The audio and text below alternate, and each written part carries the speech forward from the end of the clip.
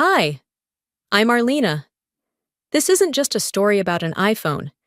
It's about the moment I realized my family didn't see me as one of them. My sister opened the gift I saved for weeks to buy and smirked. Mom said if you vanished, we'd all feel relieved. But that wasn't the worst part. The worst part was how long they'd been erasing me. From birthday photos, from house deeds, from my own identity, without ever saying a word. Why would a family do that to one of their own? And how far did they go to make sure I disappeared? You think that was the cruelest thing they did? I showed up 10 minutes early, the iPhone box tucked carefully into the gift bag on my passenger seat. I'd saved for weeks, eating peanut butter sandwiches, skipping Friday wine nights, just to afford that phone. Mallory had just turned 16, and I knew she wanted the newest model. It was more than a gift. It was me trying, again, to belong. Dolores's house was full, the way it always was for Mallory. Everyone came when she called. Cousins, neighbors, folks I hadn't seen in years suddenly found their way to our front porch. The smell of cinnamon rolls mixed with fried sausage filled the air, and for a second, I let myself pretend this was just a Southern family brunch, not another stage for me to stand on with a target on my back. I stepped inside, greeting folks with half smiles and a practiced tone. I found Mallory near the fireplace, surrounded by a sea of pink balloons and Snapchatting the moment. I handed her the bag. She pulled out the box with a gasp. "Oh my God!" she said, flashing the back of the phone to her friends like it was gold. "This is sick." Then she looked up, her grin morphing into something meaner. "Mom says if you vanished, we'd all feel relieved," she said and giggled. A sharp, airy sound, the kind a person makes when they know no one will call them out. Laughter spread like fire. One cousin actually clapped. Dolores didn't even flinch, just kept stirring something in the kitchen like she was deaf. And my sister, Mallory's mother, smirked as if to say, "You brought this on yourself." I stood there, clutching my purse strap. Every laugh felt like it was aimed at my ribs. I didn't speak. I didn't move. Just stood, burning from the inside out, letting it wash over me. Eventually, someone said, "Let's get a picture." And they all huddled together like nothing had happened. I wasn't invited into the frame. Again. I walked to the kitchen, partly to breathe, partly to make sure my hands weren't shaking too obviously. Dolores was still there, pouring sweet tea into a pitcher, with a smile that didn't reach her eyes. "You're not eating?" she asked without looking up. "No. Just needed some air." She wiped her hands on a towel and leaned on the counter, her voice calm and almost casual. "Truth be told, I should have left you at the hospital that night. Mallory was the only one I needed." The glass pitcher didn't shatter, but my silence did. I didn't argue. I didn't scream. I just nodded, because I'd heard worse. Not in words, maybe, but in the way she forgot to tell me about family dinners, in the way my name was always missing from Christmas cards, in the way she called me the helper when friends asked about her kids. "You always take things so personally," she added with a shrug, walking away. The drive back to my apartment felt longer than usual. My fingers clenched the steering wheel so hard my knuckles ached. The silence in my car was louder than the laughter had been. That night, I sat alone on my couch, still in the dress I'd worn to the brunch. My phone buzzed. A photo from the party. Mallory smiling, Dolores hugging her, everyone crowded around the cake I had ordered and paid for. I stared at the screen for a long time. Then, slowly, deliberately, I tapped into the family group chat and hit "Leave conversation." I opened my photo gallery, selected every family picture, every screenshot of text chains where I picked up the slack, paid bills, covered birthday costs, and deleted them. No ceremony, no tears, just erasure. Like they had done to me, over and over. I pulled out the receipt from my purse, the one for the iPhone, folded it once, then again, and tucked it into the back of a drawer. Not because I wanted it, because I needed to remember just how much I'd given to people who would never admit I mattered. I didn't cry. I didn't rage. But something inside me shifted. I didn't sleep much after that night. My eyes stayed open long after the city dimmed, long after even the neighborhood dogs fell quiet. And still, I kept seeing that photo on my phone. Mallory's smile, Dolores's arm draped around her like a crown. The cake, the people, the sheer absence of me. 2 weeks later, I got a text from Mallory. BBQ this Sunday. Just fam. Come if you want. No emoji. No, thanks for the phone. I stared at it for a moment, then shoved my phone in a drawer. But Sunday came, and I went. Not because I wanted to, because I needed to see it one last time. That place. That house. Them. By the time I arrived, the backyard was already packed. Paper plates, squealing kids, someone playing a Bluetooth speaker too loud near the fence. Dolores waved vaguely from the grill, more out of habit than welcome. My sister, Mallory's mom, barely looked up from whatever story she was telling about how exhausting family can be. I kept to the edge, mostly by the lemonade cooler. An hour in, Mallory clapped her hands and shouted, "Okay, y'all, surprise time!" She pointed to the flat-screen TV someone had wheeled outside onto the patio. 20 years of Vexley family memories. I made this myself. Let's go. People whistled, hollered, pulled lawn chairs closer. I stayed standing, my back against the porch rail. The slideshow started with faded photos from the 90s. Dolores with rollers in her hair. My sister as a baby in a high chair. Mallory's first steps. Birthdays, vacations. A trip to Disney.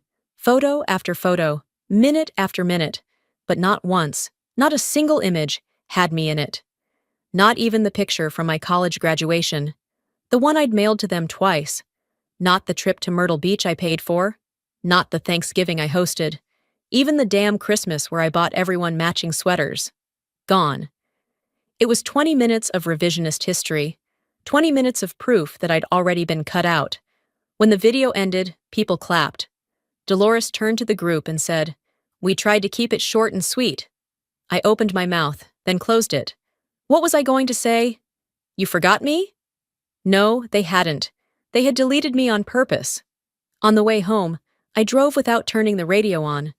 The houses blurred past, one after another, while something inside me clicked shut. Not with a bang, but a firm, final thud.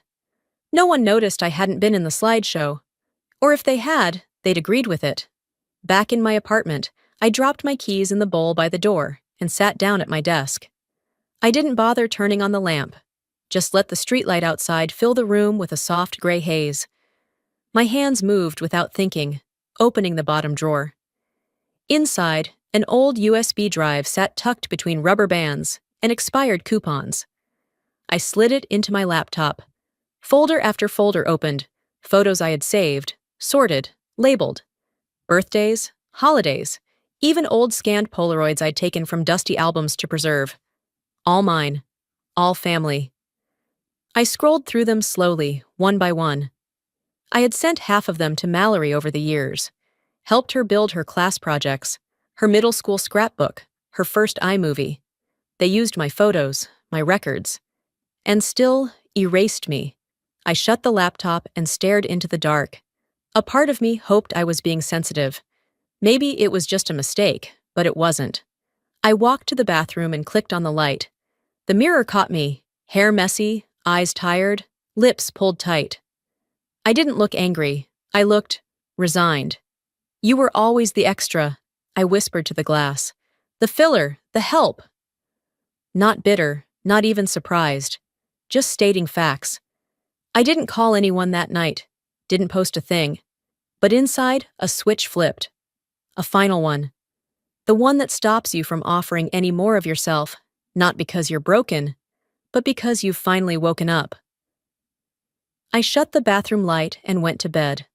Alone. But not confused anymore. Morning came with the alarm screaming at 6:30 like nothing had changed. The sun spilled through my blinds too bright for someone who barely slept, and my apartment, though quiet, felt heavier than usual. I pulled on slacks, a blouse, tied my hair back, and drove into the office. Just like always. Except nothing felt like always anymore. By mid-morning, I was halfway through replying to emails when my phone buzzed. It was a notification from my bank. Potential fraud detected. Please review recent activity. I clicked through out of habit. And then I froze. There was a credit card account linked to my name, one I hadn't used or remembered opening. It was maxed out. Utility bills, streaming services, even a couple of Walmart charges stacked across months. Over $4,300 due.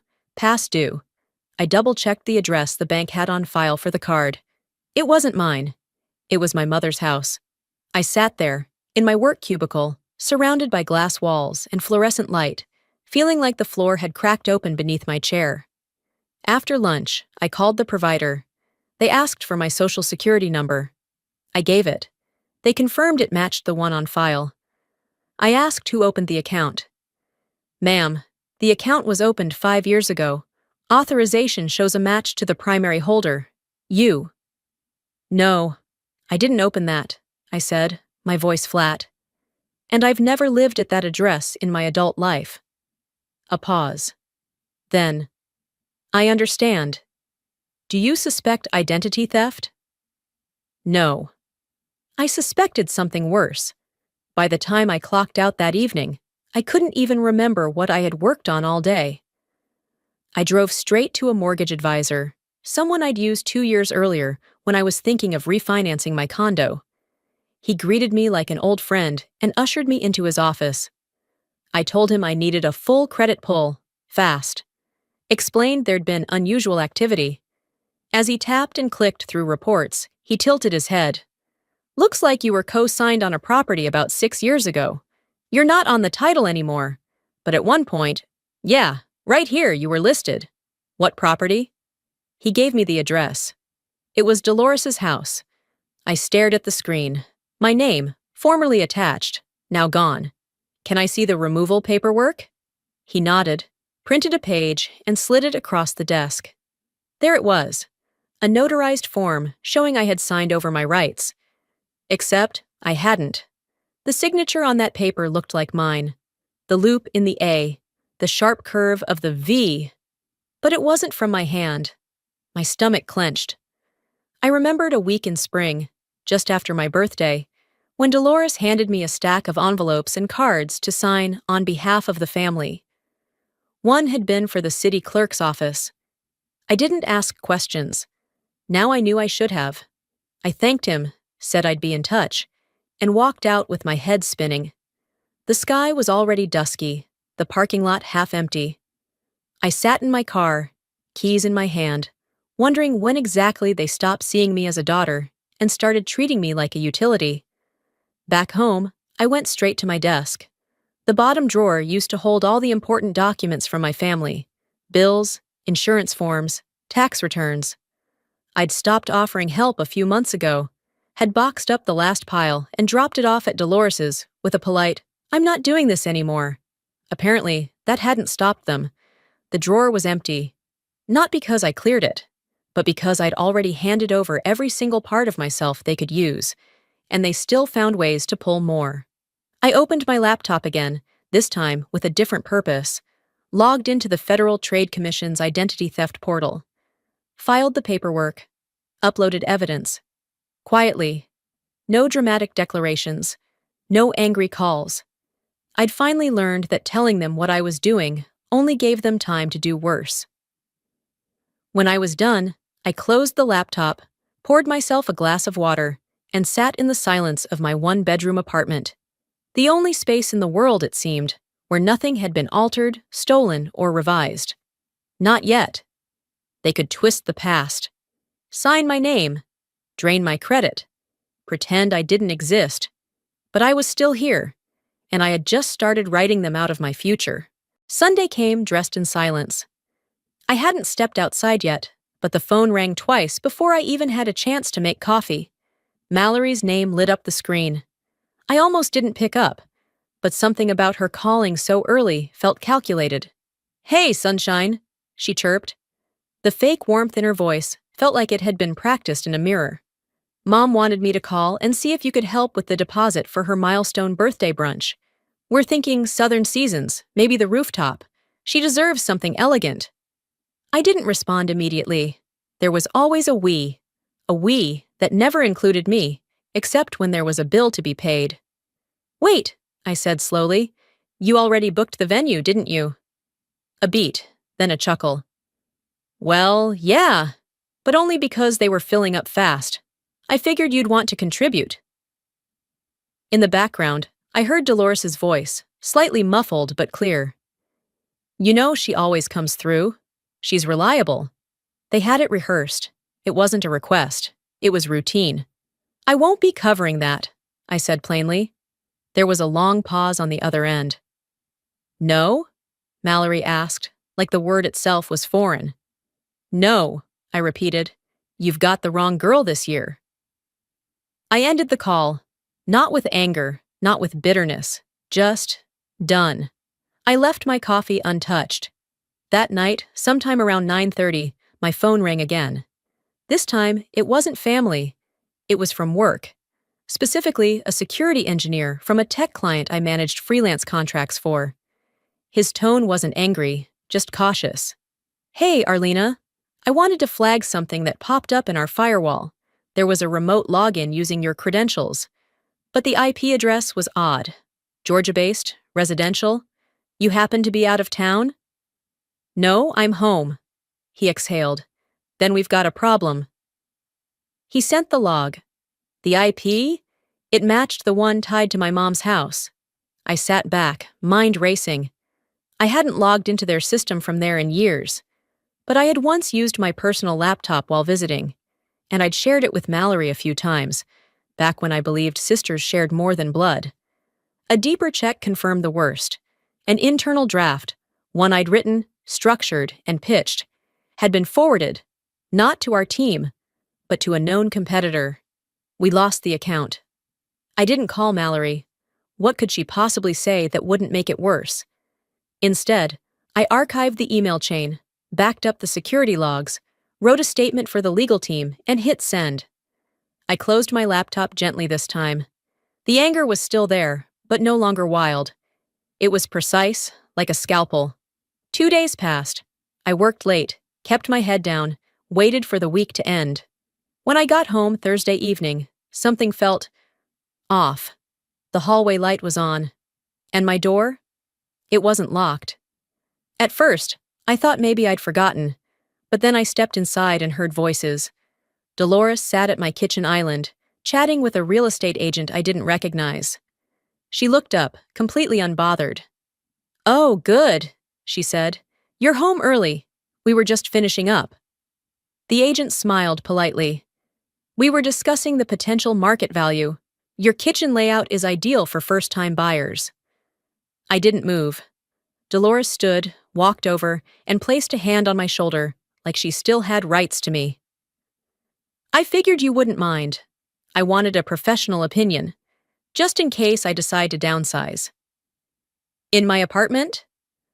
Well, she said, tilting her head, we always sort of shared everything. I walked past her without another word, picked up my phone from the dining table, and called the locksmith. Can someone come today? The agent shifted uncomfortably. Dolores looked amused. Yes, I said into the phone. Right now, emergency Riki. I hung up. Still didn't raise my voice. Still didn't accuse. Dolores opened her mouth. I held up a hand. You don't live here. You never did. This is my home. She tried to smile. You know, for a girl who says she wants peace, you sure act like a stranger. I met her eyes. Maybe that's because you made me one. She didn't reply. I opened the door and waited. The agent stepped out first. Dolores followed, slower, like she expected me to change my mind. I didn't. The locksmith arrived 30 minutes later. As the lock clicked into place, I felt a strange kind of quiet settle over me. Not peace, exactly, but ownership. They had erased me from memories, photos, titles, money. But I still had this one key, this one lock, this one space that, for now, belonged only to me. And that was enough. 2 nights after changing the locks, I received an embossed invitation slid under my door. Not mailed, hand-delivered. It was from the Carter Women's Fund, an upscale charity I'd quietly supported over the years. The gala was set to honor key contributors at the Civic Center downtown. I hadn't planned to go, but the seal caught my attention, along with the event's theme, Women Who Build. I donated anonymously through a joint family foundation set up years ago when things were different. Back when I thought joint actually meant shared. Out of curiosity and maybe something closer to suspicion, I RSVP'd, borrowed a black sheath dress from a friend, and arrived just before 7 p.m. The ballroom was gilded and humming. Crystal chandeliers, white-gloved servers, cocktail chatter spilling across silk-covered tables. I slipped in quietly, scanned the room from the corner near the back. Mallory stood near the stage, radiant in a floor-length gown, drink in hand, schmoozing with one of the foundation directors. She didn't see me. Or maybe she did and didn't care. When the MC took the microphone, I expected the usual donor acknowledgments. But then she said Mallory's name. And now, let's recognize our main sponsor tonight, whose generosity helped us secure this stunning venue. The crowd clapped. Mallory climbed the stage like she belonged there. Not a flinch of hesitation, not one glance back. Then she began to speak. And I froze. The words she read, almost verbatim, were mine. The speech I'd drafted in my notes app, stored on my cloud, never shared with anyone directly.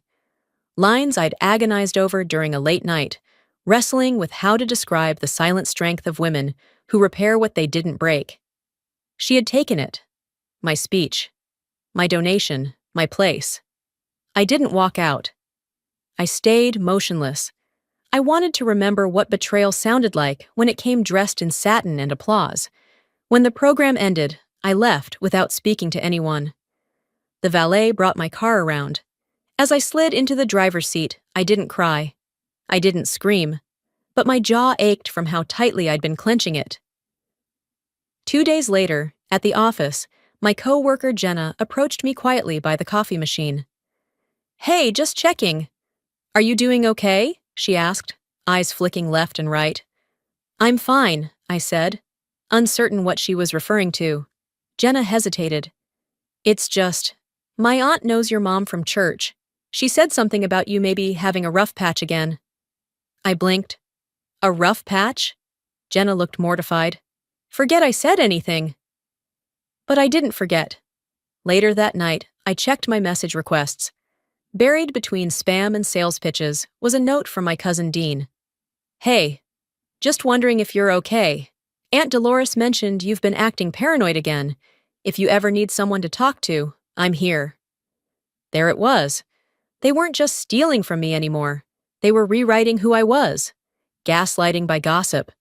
Reframing my silence as instability, my distance as dysfunction. I didn't respond. Instead, I took screenshots, logged dates, forwarded the message chain to myself with notes. I didn't care if Dean meant well. The damage wasn't in intention. It was in what was spreading. That night, I sat at my dining table with my laptop and a folder full of paper receipts, donation records, time-stamped emails, and photographs of my handwritten speech. I drafted a letter. Not emotional, not personal. Just facts, backed by documentation. It read like a cease and desist, because that's exactly what it was. By midnight, I had 3 sealed envelopes stamped and ready, one addressed to Dolores, one to Mallory, and one to the board of the Carter Foundation. I walked them to the corner mailbox in my hoodie and slippers. No makeup, no fanfare, just a woman with a line, and the pen to draw it. It wasn't vengeance, not yet, but it was the first act of war. And war doesn't always start with a shout. Sometimes it starts with a printed page that simply says, "No more." The morning after mailing those letters, I gave myself the rare luxury of sleeping in. No meetings, no errands. Just a quiet Saturday with the kind of silence I'd earned. Around noon, I poured myself a second cup of coffee and settled in by the window with my laptop, catching up on work notes. The sun was warm, spilling across the hardwood, and for the first time in a long time, I didn't feel like I had to brace myself. That feeling lasted exactly 20 minutes. It started with shouting, muffled at first, then clearer. My name, over and over. I moved to the front of my apartment, slid open the window just enough to see. Dolores stood outside the complex gate in her Sunday coat, like she was heading to church, only she was yelling loud enough to wake the dead. Mallory was next to her, arms folded, voice shrill. And behind them, of all people, was Uncle Wade, who hadn't called me in over 3 years, but now looked ready to pitch a tent in my driveway. They weren't knocking, they were performing. "Arlena!" Mallory shouted. "Don't act like you're too good for family. You think you can cut us out and no one's gonna say anything?" Dolores chimed in, voice dripping venom. "You ungrateful brat. You think you can just rewrite history?" Someone across the courtyard stepped onto their porch, one of my neighbors, Alan. Another leaned out of her window with a phone in hand. Recording. Great. I walked out slowly, still in my house slippers. I didn't raise my voice, didn't rush, just stood at the top of the concrete steps and took in the scene like it was a school play I hadn't bought tickets to. "You finished?" I asked, keeping my tone flat. Mallory blinked. "Excuse me? You're accusing me of stealing money. Dolores says I've damaged the family, so I'm giving you an option." They both went quiet. "Call the police," I said. "Right now, or go home." Dolores narrowed her eyes. "Are you threatening us?" I smiled just slightly.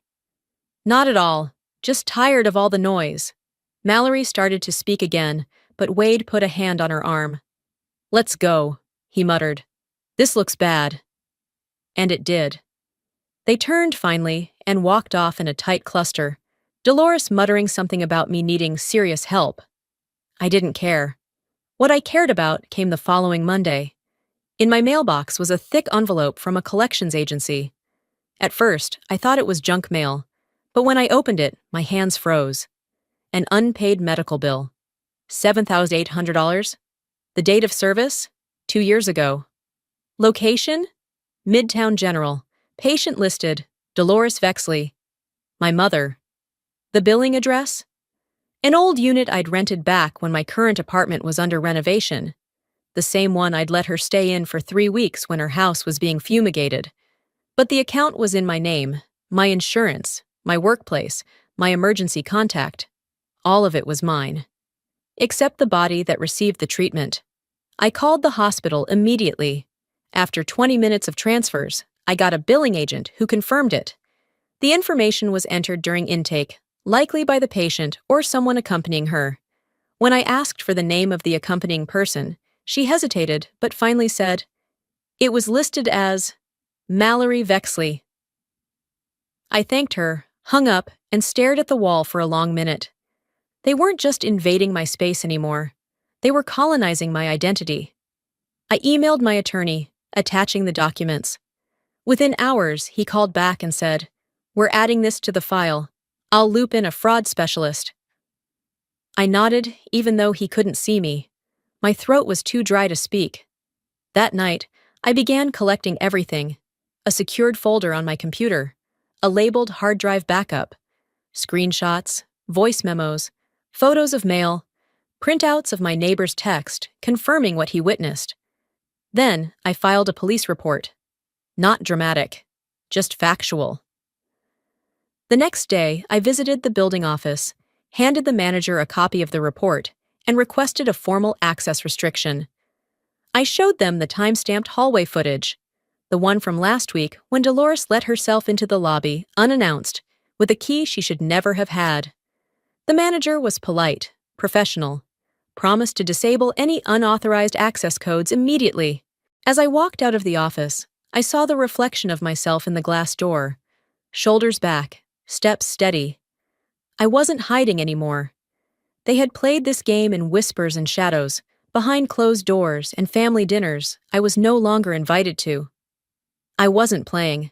They'd crossed every line they thought I was too afraid to defend. And now I had a line of my own. They could scream at the sky all they wanted. But if they barged in again, I'd be waiting. Papers ready, recordings filed, attorney on speed dial. They kicked down my door once. Next time, they'd meet consequences. Dinner with Ethan was the kind of simple Friday night I used to think only other people had. He made a roast chicken, roasted vegetables, even lit candles. I brought a bottle of wine and tried not to overthink how easy it felt just sitting there, being seen. No questions about money, no passive jabs, just quiet conversation and the soft jazz he always played low in the background. After dessert, his homemade peach cobbler, he hesitated. Not the kind of pause that comes before a compliment, but the kind that makes you brace without knowing why. "There's something I need to tell you," he said, placing his fork down. I nodded, resting my chin on my hand. "Okay. Your sister, Mallory, messaged me." I blinked. "What?" He reached for his phone, unlocked it, and turned the screen toward me. Her name lit up at the top of the messages, like a neon sign in a dive bar I never meant to enter again. "She said you've struggled in the past," he said slowly, trying to cushion it. "That maybe you weren't in the best place, emotionally, that I should be careful." I didn't speak. "She told me," he continued, "that you once hurt yourself, that you've had trouble keeping jobs, that you might be manipulating me." I looked at him then, not for anger, for recognition. "And you believed her?" His face softened. "No, not for a second. I know who you are. I know what you've been carrying." I exhaled, but it wasn't relief. It was grief, the kind that hits when someone tries to gut the one good thing you've managed to build from all the rubble. "She's trying to take everything," I whispered. "She won't," he said, taking my hand across the table. "Not this." That night, I walked home instead of letting him drive me. The air was cool, a little damp. I needed the quiet, the rhythm of my steps on the sidewalk to process the newest knife she'd thrown. And maybe, if I'm honest, I needed space from even the kindness. Because even love now came with surveillance. By Saturday, I had pushed it aside for the charity party my team had planned. It was meant to celebrate the launch of our outreach project, a win I'd worked for months to secure.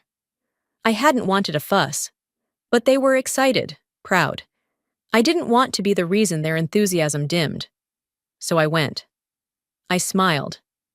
I gave a short thank you speech when asked. Then the cake came out. "Congrats, Arlene!" It read in bold blue frosting. There was a pause, a few awkward chuckles. Someone whispered, "That's not how you spell it, right?" A coworker stepped forward. "Your sister helped order it. She said that's what everyone called you growing up." They all laughed. I didn't. Arlene, she'd done this before. Field trip forms in grade school, spelling bees, even at my college graduation party. "You're so forgettable, even your name slides off people's tongues," she used to say, all sugar and venom. I smiled gently at my coworkers. "It's okay," I said, lifting the knife to cut the cake. "She always gets it wrong. It's kind of her thing." No one spoke after that, but I saw their eyes shift, saw the silent apology in their glances. They weren't laughing anymore. Later that night, I sat in front of the mirror brushing out my hair. My face looked tired. Yes, but not broken. The room behind me was quiet, but the hum in my chest wasn't fear anymore. It was focus. I opened my laptop, navigated to the folder titled Case File Vexley, and began adding the screenshots Ethan had sent me of Mallory's messages. The cake photo, too. The contact form from the bakery. And I updated the timeline, the sequence, the pattern. I didn't need to tell anyone I was building something. I just needed to keep going. She could twist my name. She could try to poison trust. She could make the world laugh at my expense. But she couldn't undo the woman I'd become from surviving her. I wasn't looking for a family anymore. I was building my case. The next morning, I skipped the gym, skipped the emails, skipped everything but the one thing that mattered: getting to Ms. Ritchie's office before the world could start spinning again. The city was still waking up when I arrived, fog hugging the sidewalks, traffic lights blinking with no urgency. But inside me, everything was wide awake. I clutched my coffee like armor as I sat across from the woman who had quietly, methodically, built my escape route one notarized page at a time. Ms. Ritchie didn't start with small talk. She clicked open a folder, turned her screen toward me, and said, "This is what they tried to hide." On it was a scanned document, yellowed at the corners, handwritten in ink that had bled slightly with age. It was the original will. My grandmother's real signature. Dated. Witnessed. Stamped. And in it, clear as day, were my initials next to a list of assets. A portion of the trust, stock shares, and, most jarring, the house in Savannah. The one Dolores claimed was never really mine. She scrolled again. The next document was the one Dolores had submitted after the funeral. Typed, clean, conveniently missing my name. "You always felt erased," Ms. Ritchie said softly, "because you were." I leaned back, letting the weight of it settle in. "Can you prove who altered it?" She nodded. "We had a handwriting analyst examine both. Your sister, Mallory, has a particular way of looping her Ys. She mimicked the signature, but not well enough. I didn't ask what would happen next. I just looked out the window. For the first time in a long time, I felt gravity shift in my favor. Thursday arrived like a held breath, finally exhaled. The courthouse was modest. Wood-paneled walls, a tired flag, a judge with glasses low on his nose, who didn't look impressed by much. Dolores wore a beige suit, pearls, and a look of serene indifference. Mallory sat beside her, legs crossed, smiling at something on her phone like she was at brunch. Me? I came alone. Ms. Ritchie laid out the documents in front of the judge with a calmness that belied the storm we were dragging into sunlight. She didn't raise her voice. She didn't need to. When the forgery report was handed over, I watched Mallory's face the way you watch a glacier crack, slow, inevitable, loud only in what it meant. Her mouth twitched once, then again. She looked at our mother. Dolores's knuckles had gone pale against her handbag. The judge read in silence, then removed his glasses. He looked directly at Mallory. "This borders on criminal," he said. Not dramatic, not loud, just final. Mallory opened her mouth, closed it. Dolores looked down. I said nothing, because silence was louder than anything I could say, and I wanted them to sit in it. Outside, the sun was brighter than it had any right to be for early March. I sat on the courthouse steps and let it warm my face for a moment, not smiling, just breathing, steady, whole. That evening, I walked into my apartment and spotted the old box of family photos in the corner. I hadn't touched it in months. I opened it. The scent of old paper and dust rose like memory itself.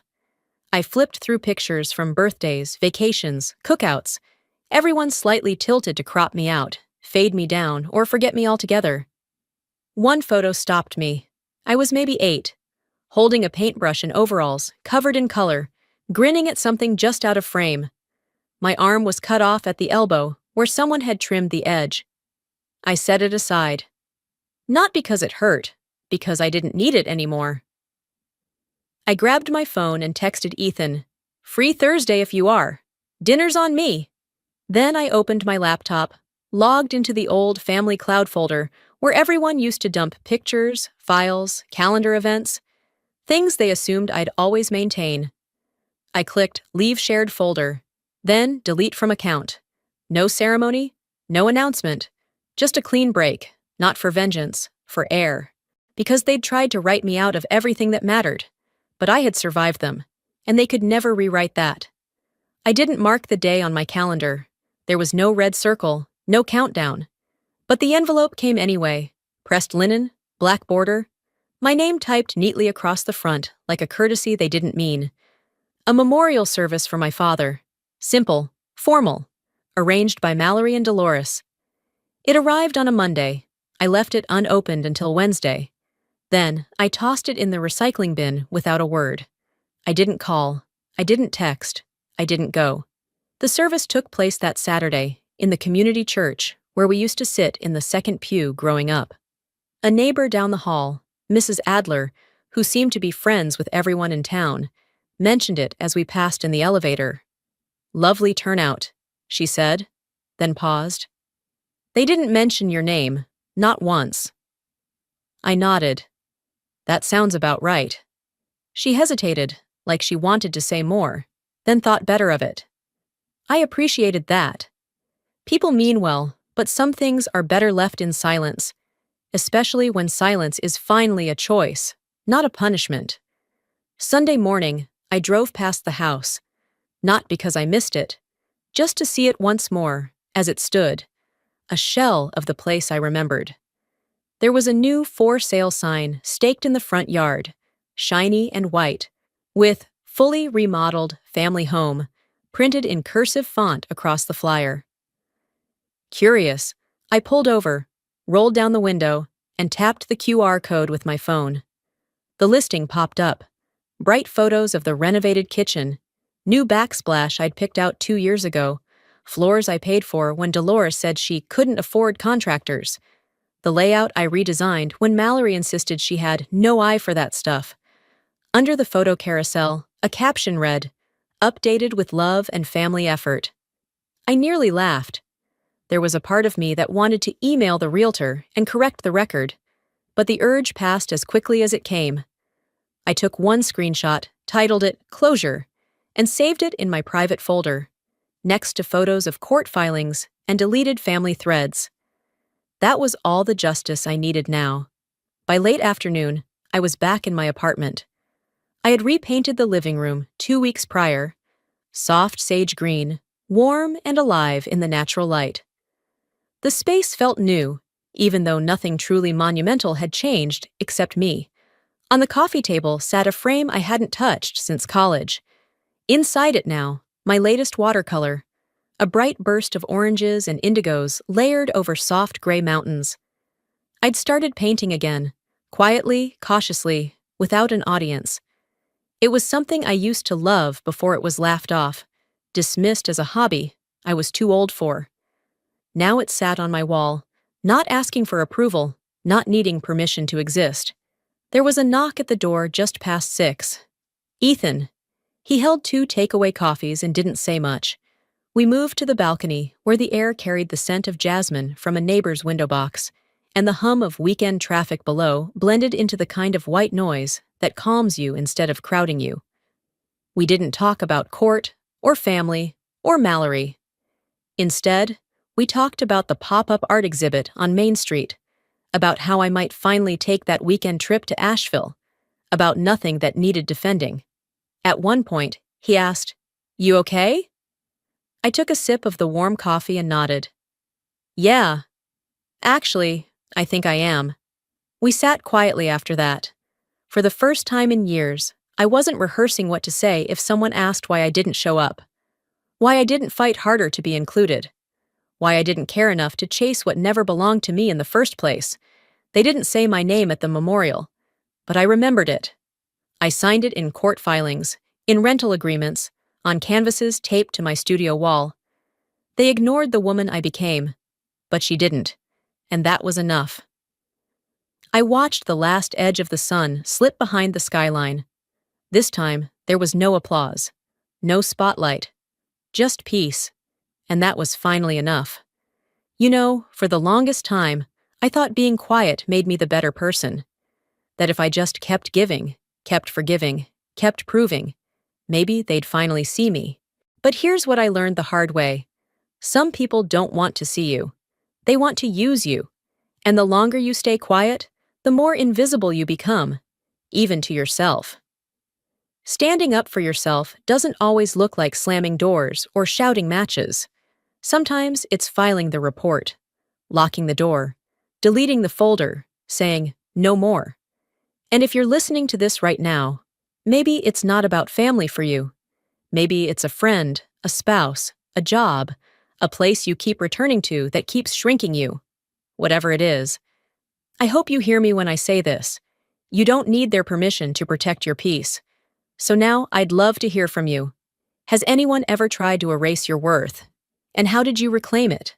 Drop a 1 in the comments if this story touched something deep in you, or tell me where you're watching from. I'd love to know. And if this story didn't quite hit home, that's okay too. Let me know why and where you're tuning in from. Your perspective matters. If you want more real, raw stories like this, stories about healing, strength, and hard earned peace, go ahead and hit that subscribe button. This